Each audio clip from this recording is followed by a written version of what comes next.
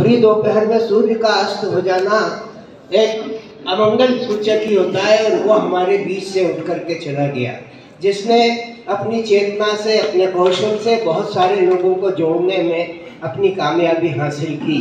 ऐसा एक योग्य नेतृत्व करता नौजवान हमारे बीच से चला गया। और इस स्थिति को हम इस तरीके से समझ लें कि अंतिम पंक्ति के अंतिम आदमी की सुख की लड़ाई लड़ने वाला अंतिम पंक्ति का व्यक्ति आज हमारे से विदा लेकर के चला गया है। भारतीय जनता पार्टी के जवाबदार महानुभाव यहाँ पर विराजमान है, वो इस बात को अच्छी तरीके से जानते होंगे। दूसरों के दुख की पीड़ा हरण करने का भाव लेकर के जो आदमी चलता था, उसके दुख की पीड़ा हरण का संकल्प भी हम लोगों को करना चाहिए, क्योंकि हम सहकारी रूप से सहभागिता के माध्यम से अपनी कार्यशैली को अंजाम देते आए। भारतीय जनता पार्टी का एक एक कार्यकर्ता अपने परिवार की तरह अपने आचरण को निर्वहन करता है।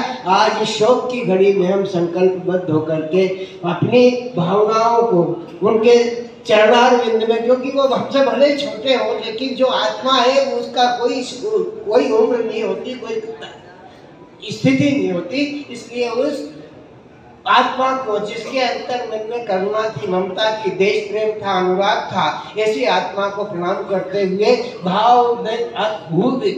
अश्रुपूर्ण नेत्रों से उन्हें अपनी अंतिम विदाई देते हैं। क्योंकि मौत एक जिंदगी क्या है, जन्म के स्थान से मृत्यु के स्थान तक की यात्रा ही जीवन कहलाती है। इसके बीच में जिया जाए। जितनी जिंदगी आदमी जीता है, 50 साल की, 60 साल की, 70 साल की, 80 साल की, 90 साल की, लेकिन उस सारी जिंदगी पर मौत का एक पल बहुत भारी होता है। उमेश शर्मा उन नौजवानों में से थे, उन आत्माभिमानी लोगों में से थे, जो इस बात की घोषणा करते हुए हमारे बीच से चले गए कि पसीना मौत का माथे पे आया, आई ना लाओ। पसीना मौत का माथे पे आया, आई ना लाओ। हम अपनी जिंदगी की आखिरी तस्वीर देखेंगे।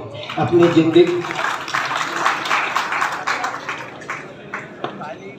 आखिरी तस्वीर उन्होंने हमें दिखा दी। हमारा हृदय वेदना से परिपूर्ण है, और इस वेदना से परिपूर्ण स्थिति को हम प्रणाम करते हुए उन्हें अंतिम विदाई देते हैं। परमपिता परमात्मा शिव